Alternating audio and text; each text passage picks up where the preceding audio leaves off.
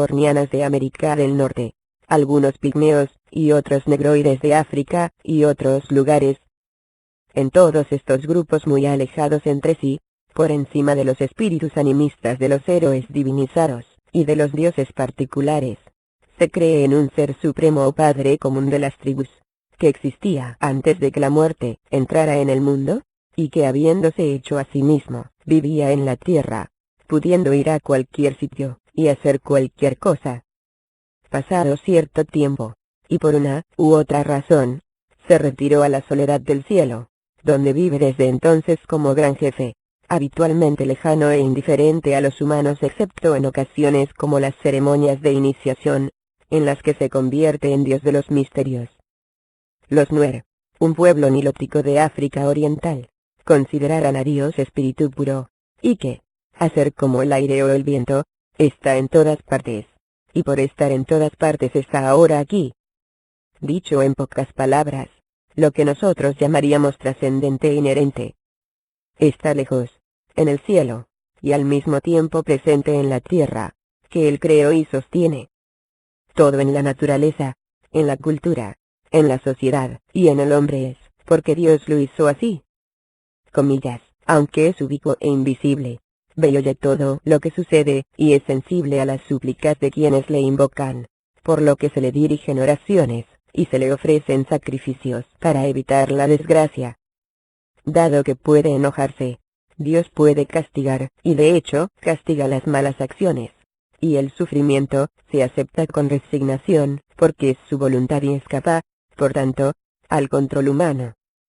Pero las consecuencias de las malas acciones pueden ser aplazadas o mitigadas mediante la contrición y la reparación, la oración y el sacrificio. Así, se nos dice que experimentó Jacob cuando pasó la noche en Betel, en un antiguo santuario megalítico. Allí tuvo un sueño sobrecogedor, del que despertó consciente de un terror demoníaco en presencia de la sacralidad trascendental. «¡Qué temible es este lugar!», exclamó, «porque Jehová está aquí, y yo no lo sabía». Jacob dedujo que no era otra cosa, sino la casa de Dios, Betel, y la puerta del cielo. Génesis 28, 10-22.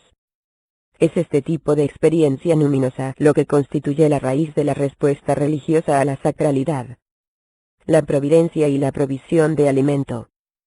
Sin embargo, en la sociedad primitiva las emociones más profundas, y las necesidades, esperanzas y temores más intensos, suelen surgir dentro de la vida colectiva de la comunidad, más que en experiencias aisladas como la que se atribuye a Jacob. En las precarias condiciones en que vivía la especie humana cuando se separó de sus antepasados animales, y en la que las sociedades primitivas han permanecido a lo largo de los siglos, la vida colectiva era y es esencial. Al hacer posible que los miembros de diversos grupos convivan en una trama ordenada de relaciones sociales, y que se adapten a su entorno físico, espiritual y económico, la religión ha ejercido un poderoso influjo unificador. Junto a la de consolidación, la necesidad esencial de la humanidad en todas las épocas ha sido, y por fuerza, seguirá siendo la del fomento y conservación de la vida. Vivir y hacer vivir, comer y engendrar hijos, tales han sido las necesidades primordiales del hombre en el pasado, y tales serán las necesidades primordiales del hombre en el futuro, mientras tras el mundo exista. Se pueden añadir otras cosas para enriquecer y embellecer la vida humana, pero si antes no fueran satisfechas estas necesidades, la propia humanidad dejaría de existir. De ahí que ambas cosas, el alimento y los hijos, se hayan convertido en símbolos de esa beneficencia del mundo que podemos resumir en palabra providencia. Esta idea de don providencial es la que representa nuestra el bien concreto universal. De ella depende el hombre, para su sustento y bienestar, y para la continuación de la raza y las instituciones religiosas. Ha sido el medio de asegurar la comunión del hombre con la abundancia y fecundidad benéficas. Al ser sagradas las fuerzas misteriosas de la nutrición y la difusión, al mismo tiempo centros de interés e inquietud emocionales, se ha adoptado hacia ellas una actitud reverente junto con una técnica ritual destinada a colocarlas en alguna medida bajo control sobrenatural. Comer es vivir. Por tanto, el primer vínculo que une al hombre con su medio ambiente es el alimento. Al recibirlo, siente las fuerzas del destino y la providencia. Para el primitivo, la naturaleza es su despensa viva. Antes del descubrimiento de métodos para cultivar la tierra y domesticar animales, cuando arrastraba una existencia precaria, dependiente para su subsistencia de la caza y la recolección de frutos comestibles, raíces y bayas, las especies animales y vegetales que componían su dieta habitual eran para él la personificación de la providencia. Con este poder misterioso, intentó establecer una relación sacramental eficaz. El Dios que muere y resucita. Fue este extendido mito del Dios anual de la vegetación que muere y vuelve a la vida en el ciclo de las cosechas el que halló su expresión característica en la historia de Tamuz, y su representación en el ritual estacional mesopotámico.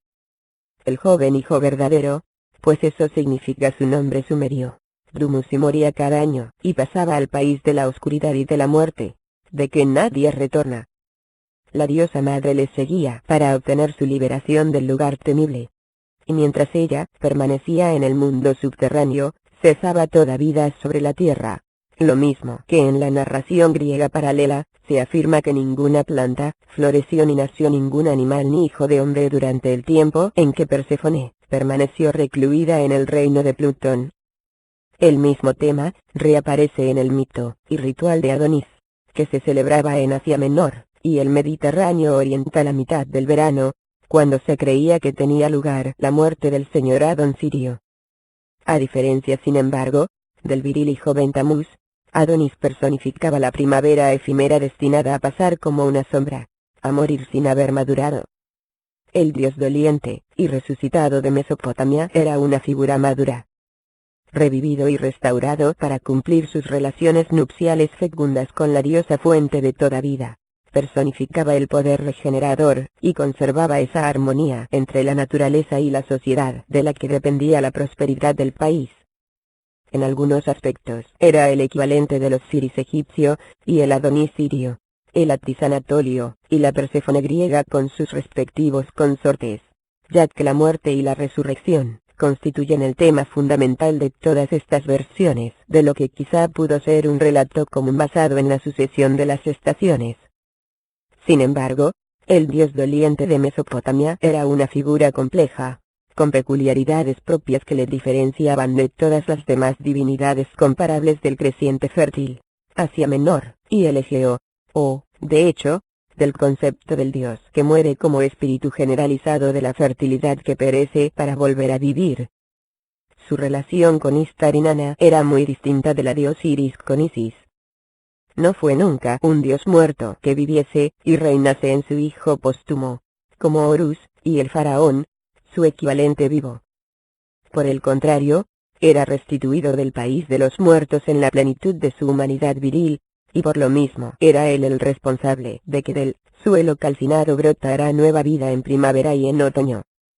En consecuencia, su liberación por la diosa y su restauración como hijo resucitado suyo, se celebraban en medio del regocijo general. El amargo llanto por Tamuz, Ezequiel 8:14, con gemidos y cantos fúnebres sobre la efigie del dios muerto, se transformaba en gozo cuando la derrota pasaba a ser victoria, y la vida prevalecía sobre la muerte periódica de la naturaleza.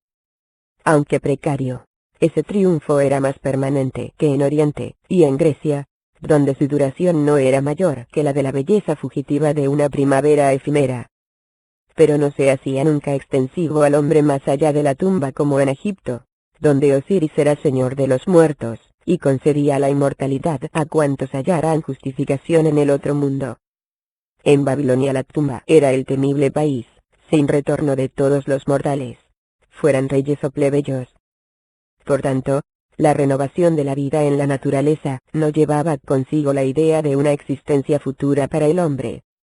La fiesta de Año Nuevo. Esta diferencia fundamental entre ambas actitudes hacia la muerte y la resurrección se acusa en la manera en que una y otra civilización celebraban la fiesta de Año Nuevo.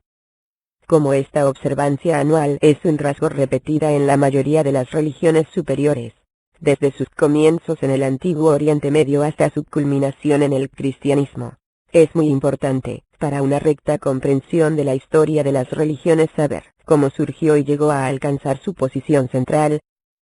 Siempre que se estudia un ritual, es esencial examinarlo en relación con su entorno material climático.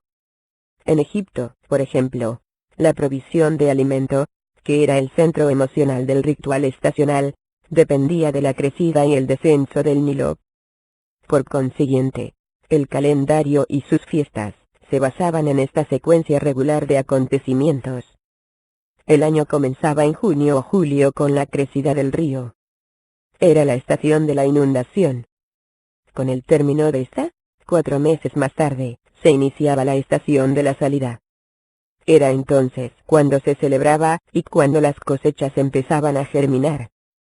Finalmente, la estación de la deficiencia marcaba la desaparición de las aguas vitalizadoras después de cortado y almacenado el grano, y la tierra agostada quedaba desnuda hasta su regreso. La victoria sobre Tiamat se celebraba en el Vitak-Kitub con un gran banquete antes de regresar a la ciudad, para que el rey y la sacerdotisa consumaran el matrimonio sagrado en el Esagila. Los destinos del año entrante quedaban entonces fijados, lo mismo que en la creación, cuando la tabla del destino le fue confiada a Marduk como principal entre los dioses. Vemos, pues, que la fiesta de Año Nuevo en Babilonia era una escenificación ritual de la muerte y resurrección del dios que encarnaba en sí las condiciones de la fertilidad. Si bien Marduk no fue nunca concebido a manera de potencia cósmica única como lo fuera Ra en Egipto, como tampoco era aquí la monarquía el centro cósmico de la estructura social. Ni el rey, ni el gobierno, ni los dioses mantenían posiciones totalmente aseguradas dentro de un orden inmutable, con un mismo Dios como principio unificador trascendental, como en la relación de Horus con los faraones. Sin embargo, la recurrencia del drama de Tammuz Marduk en los textos rituales descubiertos entre 1930 y 1933 en Ras Samra Ugarit, en la costa norte de Siria, demuestran cuán fundamental era en el antiguo Oriente Medio el tema de la diosa afligida que busca a su doliente, pero viril esposo.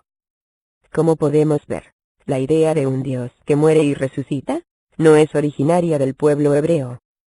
Pues ya antes, la religión egipcia la había concebido en su dios Ra. Como más tarde, lo concebirían otros pueblos como el babilónico.